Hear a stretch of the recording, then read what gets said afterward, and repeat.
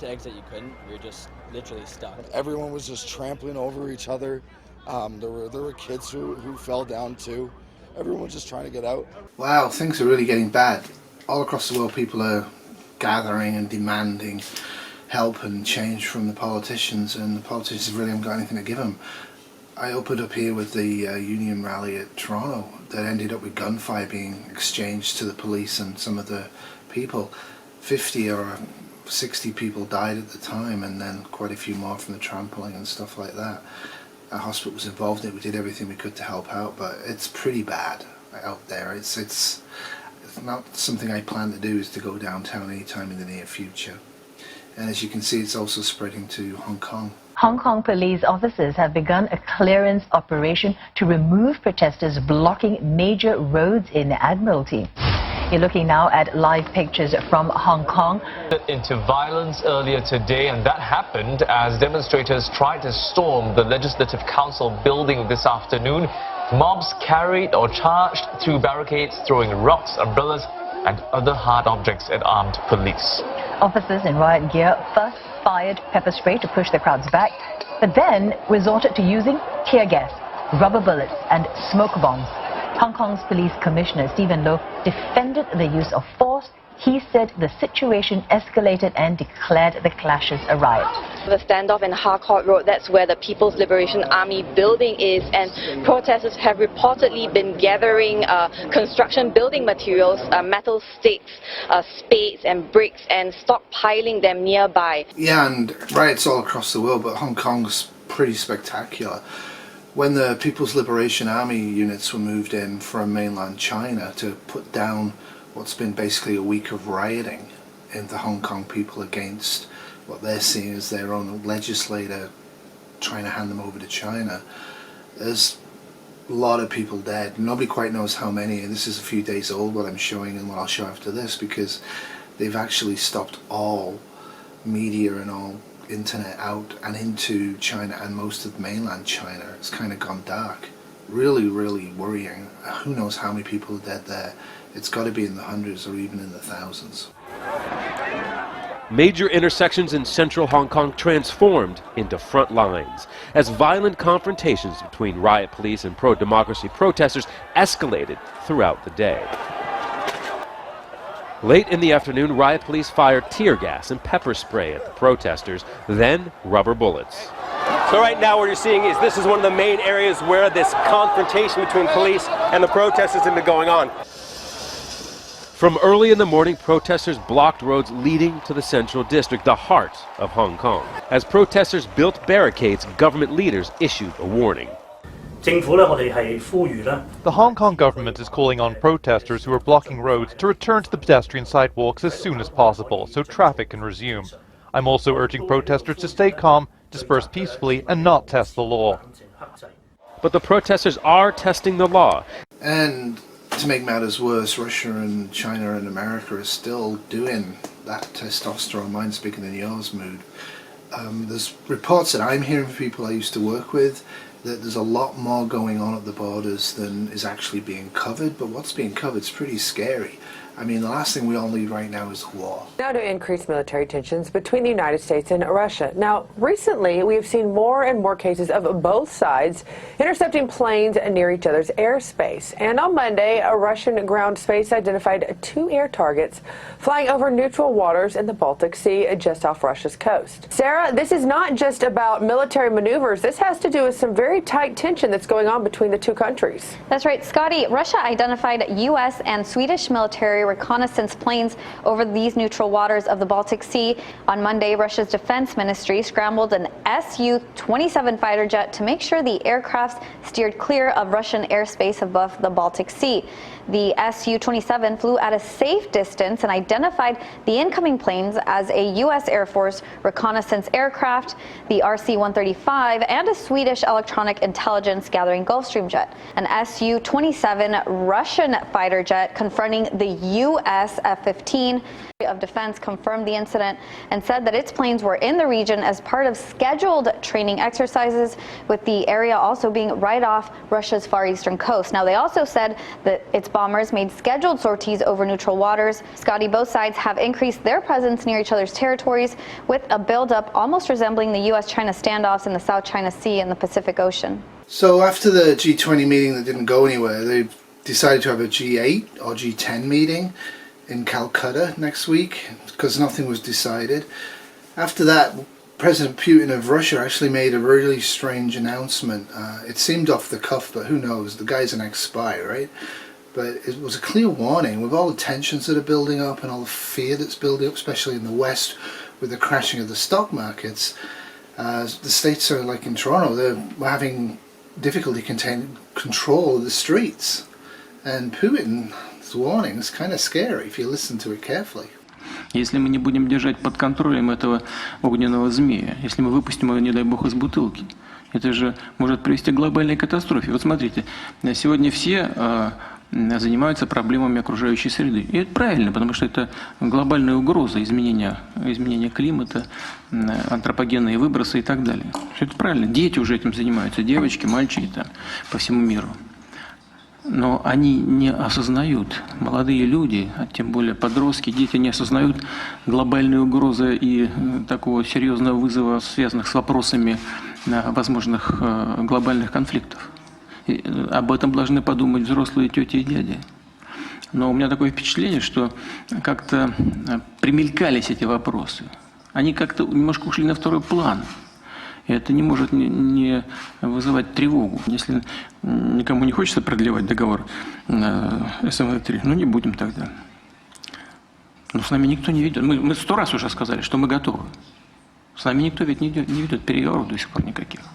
Ведь никаких формального оформления переговорного процесса нет. А в 2021 году все закончится.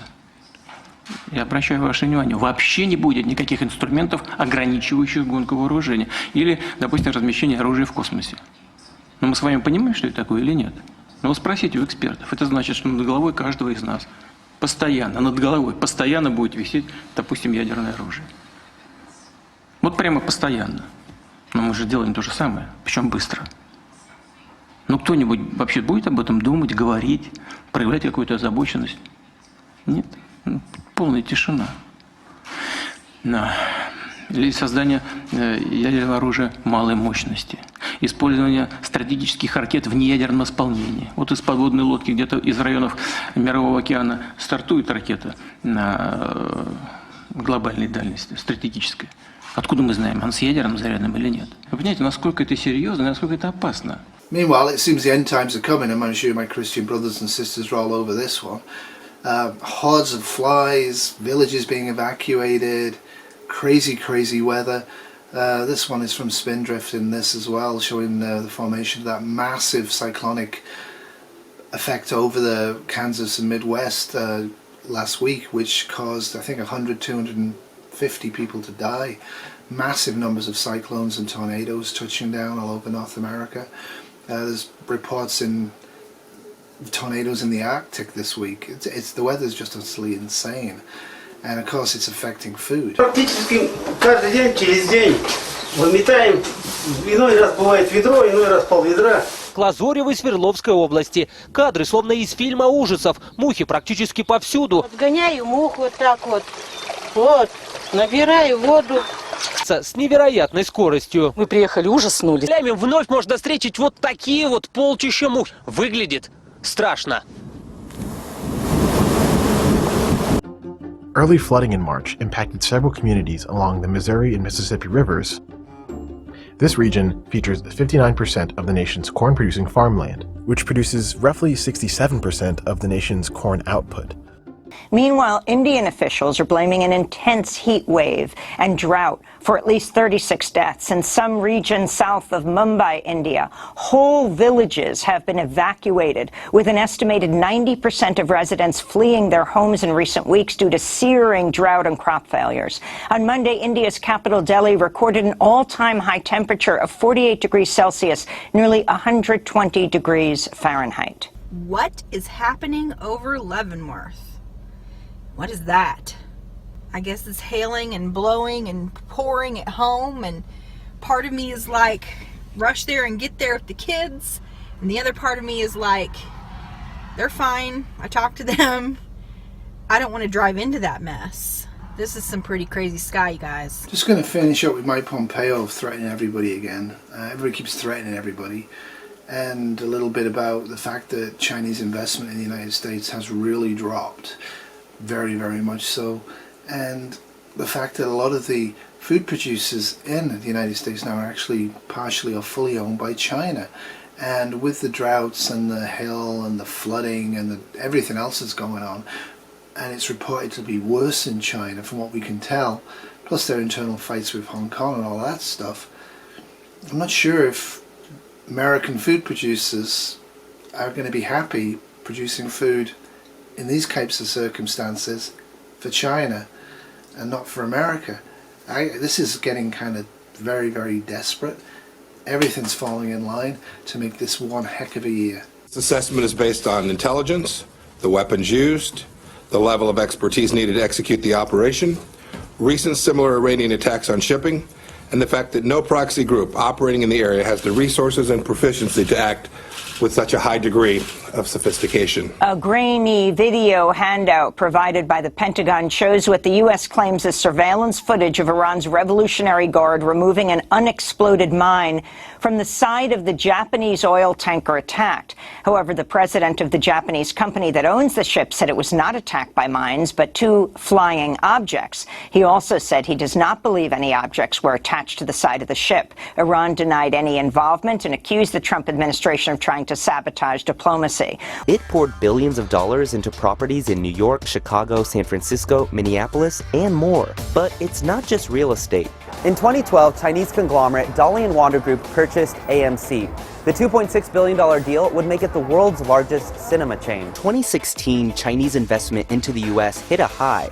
The next year, though, it declined significantly, reversing the trend. Just take a look at the China Investment Monitor, which tracks Chinese direct investment into the United States. The figures have generally been on an upward trend since the tracker was launched in 2000, peaking at nearly $46 billion in 2016. Then, investments dropped off. The $4.7 billion deal is the biggest Chinese acquisition of a U.S. company to date. Looks into the Chinese government's role in the takeover.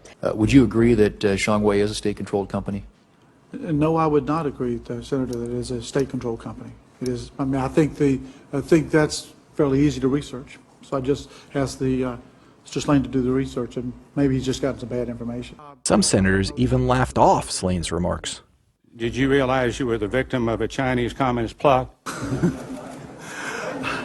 Senator, I did not. To this moment. Well, have a great week, everybody.